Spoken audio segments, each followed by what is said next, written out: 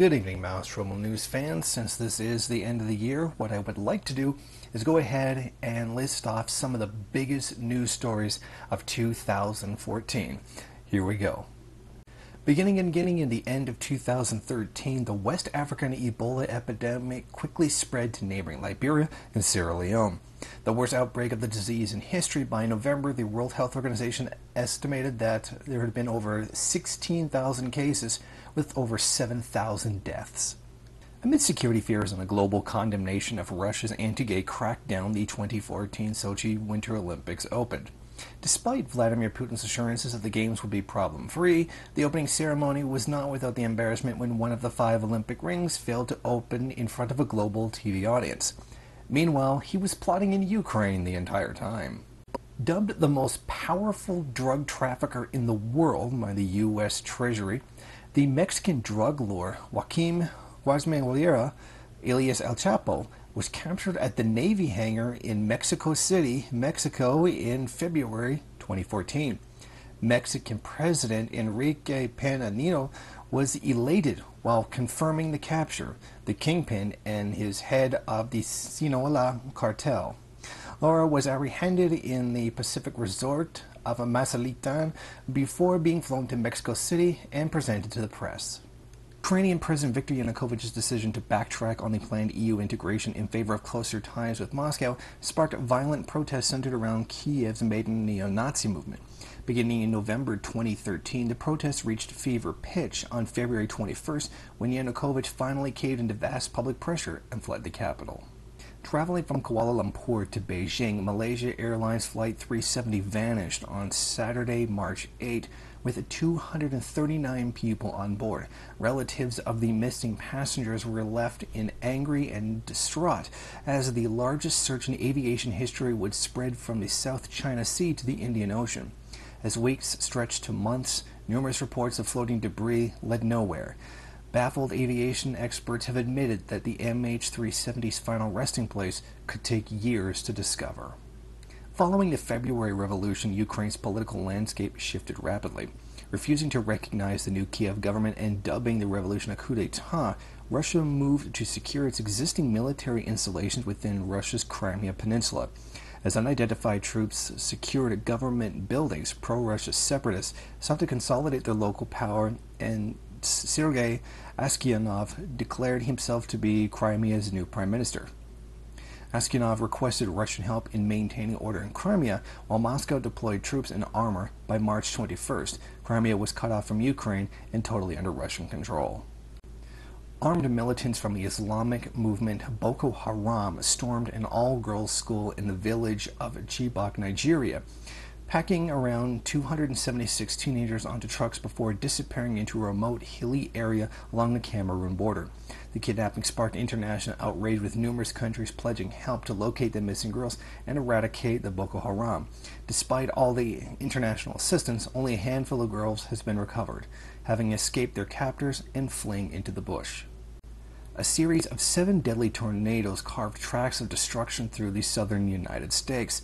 By the time the storm subsided, 36 people had lost their lives. God shows how much He loves the most religious part of America. On May 22nd, the Thai Army Chief General Prayuth Chan-o-cha launches a coup d'etat against the politically troubled caretaker of the government of Thailand. Temporarily imposing martial law, 4 days later he announced that the king's blessing of his position as the head of the military council that now runs the country. Having uploaded an online manifesto detailing his grievances, 22-year-old Elliot Rodger, son of the Hunger Games assistant director Peter Rodger, embarks on a killing spree through Isla Vista, California, killing 6 people before taking his own life.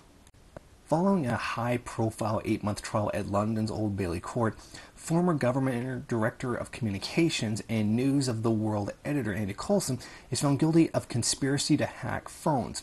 The charges of phone hacking were brought by numerous celebrities and members of the public against Rupert Murdoch's media company and forced the closure of News of the World newspaper. On July 4th, Coulson was sentenced to 18 months in prison, being released on November 21st after having served less than 5 months of his sentence. The radical Sunni Islamist group and an offshoot of al-Qaeda, the Islamic State in Iraq and the Levant, rose to global prominence in June when it captured vast swaths of territory in Iraq and Syria, effectively dissolving the border within the captured lands. On June 29th, the group renamed itself the Islamic State and proclaimed its leader Abu Bakr al-Baghdadi's caliph, the head of the state. Known for their brutality, the Islamic State are responsible for a series of videotaped beheadings of American and British hostages, including a U.S. journalist, James Foley, and British aid worker, Alan Henning. At the start of July, Israel conducted a false flag to justify a military crackdown on Hamas by abducting and murdering 3 Israeli teenagers. Hamas initiates a sustained rocket bombardment of Israel from Gaza. The Israeli Defense Force responds by initiating Operation Protective Edge, an aerial and ground campaign against Hamas that lasted 7 weeks and killed more than 2,200 innocent people. As the Ukrainian crisis drags on, forces loyal to NATO attempting to battle to regain control of the country from the East pro-Russian separatists, on July 17th, Malaysia Airlines Flight 17 crashes near the Ukrainian town of Torres as it travels from Amsterdam to Kuala Lumpur, killing all 298 on board. Crash investigation teams conclude the plane was shot down after being mistaken for a military transport. The evidence is overwhelming that the Ukrainian government is responsible. Coming out of nowhere, Burger King's $20 billion bet on Canadian Tim Hortons blew away all other business stories this year in terms of numbers of views. It is often said that Tim's is a national institution in Canada, so perhaps the obsession with the story makes sense. It's a done deal now, given the okay by the shareholders of both companies and regulatory bodies on both sides of the border. A UN-backed war crimes tribunal in Cambodia sentences 2 of the top surviving cadres of the Khmer Rouge regime, former head of state Khieu Samphan and a former leader, brother number 2, Nuon Chea, to life in jail after finding them guilty of crimes against humanity for their roles in the 1970s killing fields revolution. The U.S. responsibility for these crimes, their hand in it, and their crimes of bombing Cambodia go unaddressed. The shooting of an unarmed black teenager, Michael Brown, in Ferguson, Missouri, by a white police officer ignites racial tensions in the United States, leading to civil unrest, looting, and riots. Following an investigation into the events surrounding the shooting by Officer Darren Wilson, a grand jury announces on November 24th that they will not be pursuing criminal investigations against the police officer, triggering even more protests across 170 U.S. cities. Beginning in September 2014, demonstrators take to the streets of Hong Kong in their thousands, demanding democratic reform and advocating peaceful civil disobedience. Dubbed the Umbrella Revolution, the demonstrators brought the center of the city to a standstill, and despite some clashes between protesters and police, the protests have remained relatively peaceful.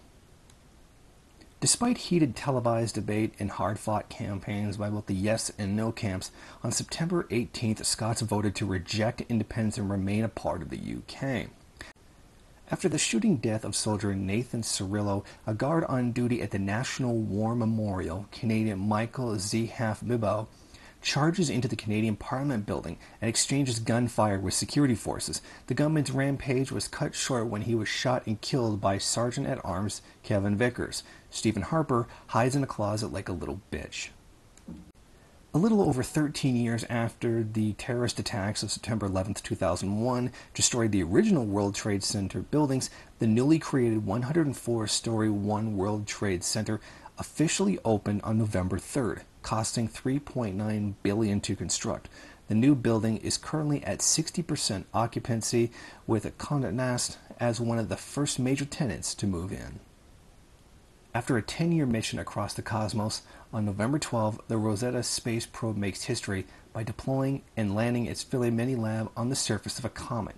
Traveling at a speed of 135,000 kilometers an hour, the European Space Agency likened the landing on Comet 67P to landing a washing machine on a speeding bullet. As Japan's economic recovery falters and the country slips into a recession, the nation's Prime Minister, Shinzo Abe, dissolves Parliament's lower house and calls for snap elections. He calls the elections to seek public affirmation of his continuing economic reforms, dubbed Abenomics, and postpone further increases to Japan's goods tax, which is seen by many as the cause of the country's derailed recovery. The Intergovernmental Panel on Climate Change releases the final part of its fifth assessment report, warning that the world faces severe, pervasive, and irreversible damage from global emissions of CO2. The capitalist class continues to deny the impending death of the entire planet. Shocking the entire world, Cuba and the United States announced they will begin having normalized relations. This announcement comes as both countries announced that there could be a lift of the embargo against Cuba to begin economic relations between the two countries. This announcement comes as Raul Castro has essentially signed the end of socialism in Cuba. Those are what I felt are the top news stories for 2014. I want to thank everybody for watching, and everybody have a happy new year.